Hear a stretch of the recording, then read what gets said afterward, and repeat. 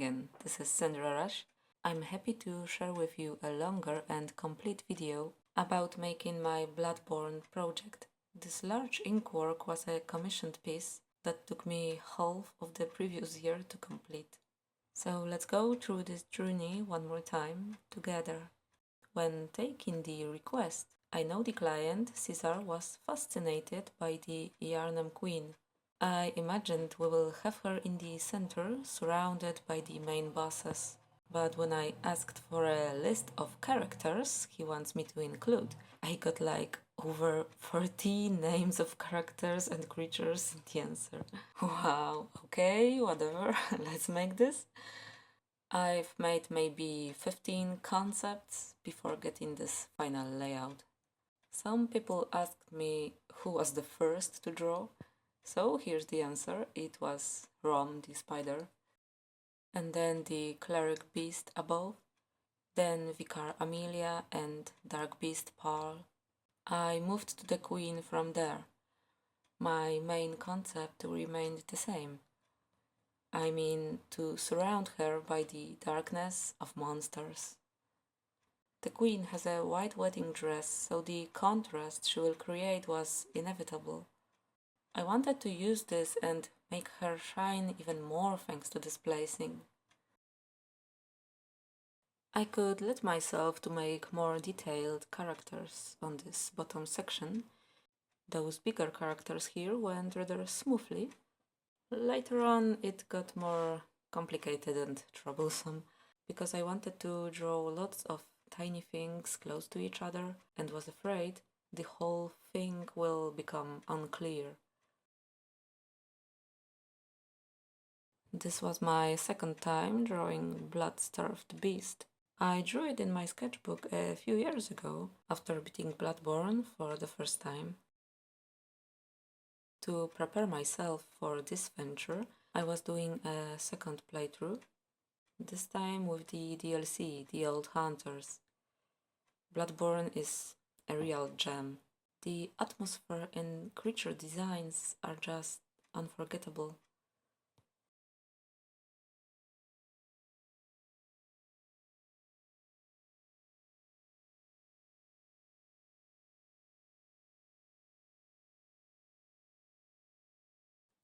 Here's Ludwig. I've added a small witch of Hemwick below. Not every boss was on the list of desires, but I figured it wouldn't hurt to just draw them all. This Ludwig here was my favorite part to draw, I think. I'm glad there was a bigger space planned for him, so the drawing could be more detailed. For the background, I chose the corpses from Ludwig's boss battle arena.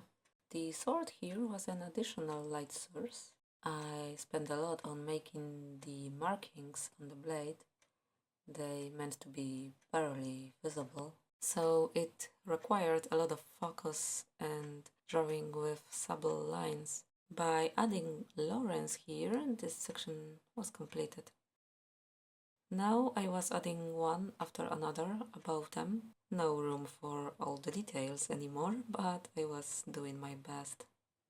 The one reborn boss here is now the background to the bosses below him, so his bottom part will be darker, making Cleric Beast stand out, and so on. Okay, at this point the bottom section was done. This actually was the easy part.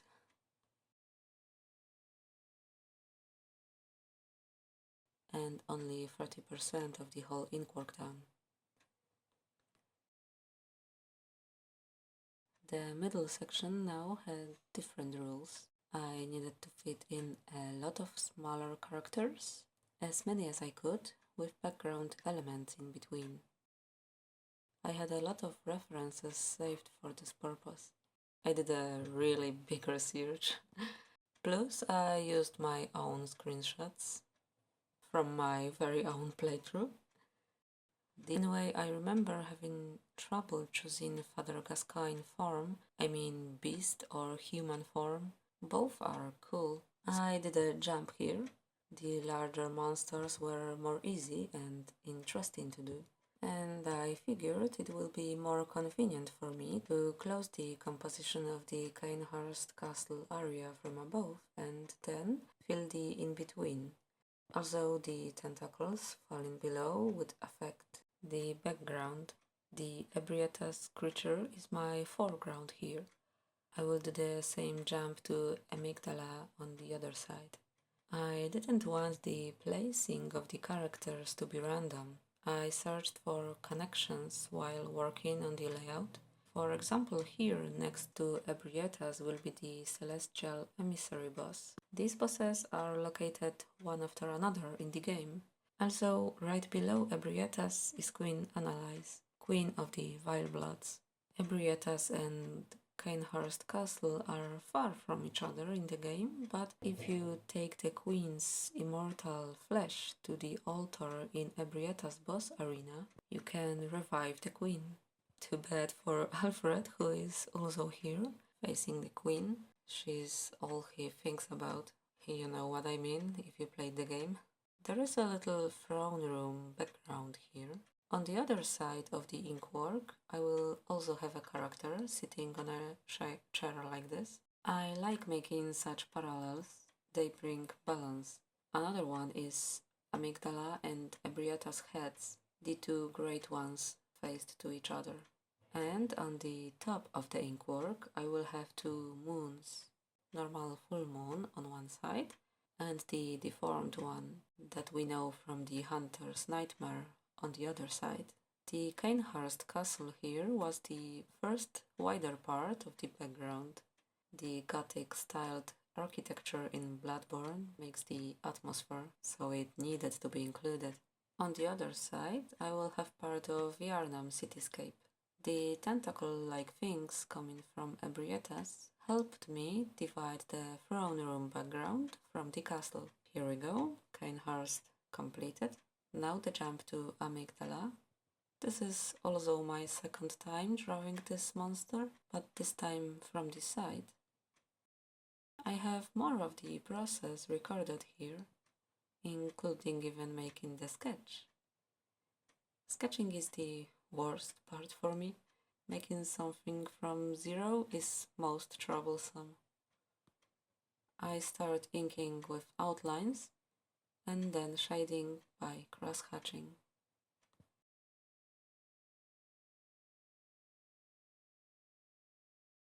There is a texture inside the holes, some kind of folded flesh. I'm trying to achieve that effect instead of laying a flat, solid shade.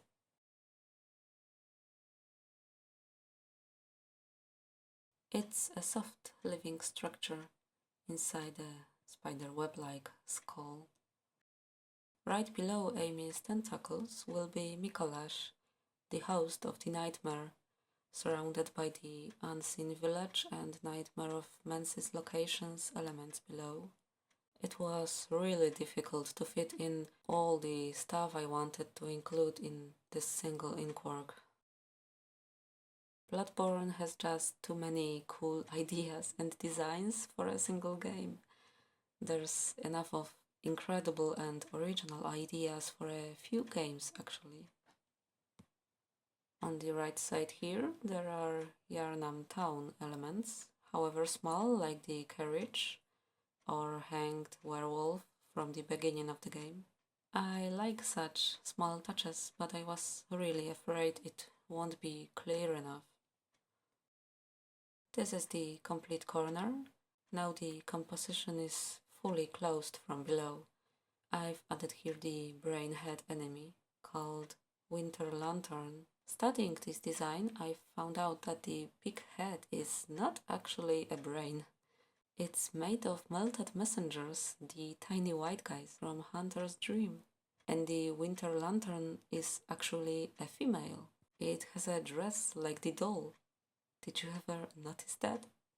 Bloodborne just never stops to fascinate me. Crow of Cainhurst is here. Oh, and the messengers, the little guys. The hunter is lighting the lantern. Now, having the lower part done, I move to the central block characters above the hunter. Right behind him is the doll. She will be surrounded by white flowers from the dream. Okay, there was a major time skip now. I didn't record that part at all. Anyway, there's Eileen the Crow, German, and Lady Maria on top in the center. Caesar wanted to have her in a special place, so she's above everything else. Behind her is the astral clock tower. It's kind of symbolic, guarding the deepest secrets. On the right side, I've added the core elements and their research hall elements, as it's all connected. There's also Ayasovka in her clinic. All experiments section, you can say. On the left side, all Yarnam area is completed with Odin chapel characters. Above Yarnam, there is the Forbidden Woods section, my least favorite in the game. It includes the 3 hooded shadows of Yarnam, big snake enemy with many heads, also the afflicted beggar and background elements like the windmill. The forest leads to Bergenwef, which I am working on here. Behind the characters, there is a lake the old Master Willem should be gazing at. In my former layout, Rom the spider was supposed to be visible on the lake surface far in the background here, but as I feared, there would not be enough space left for that, and besides, isn't Rom too important to place there? So it landed right beside the Yarnam Queen's feet, drawn with details and all the glory. I have the final boss here instead. Above the lake, right beside, is the Hunter's Dream Chapel. The moon presence shows up there and the game ends. Bergenwef is also the end of the road in the game, so this corner is where the two ends meet. Here's a closer look of this side. Adding the clouds helped me divide the locations and avoid a total chaos. Here's the forest. It was really troublesome to depict it all on a small space. Gernam, the first hunter, and the hunter's dream, our home location. The full moon is shared by the dream scene here and the lake. The moon was also above the lake. It reflects in the water and connects the two ends.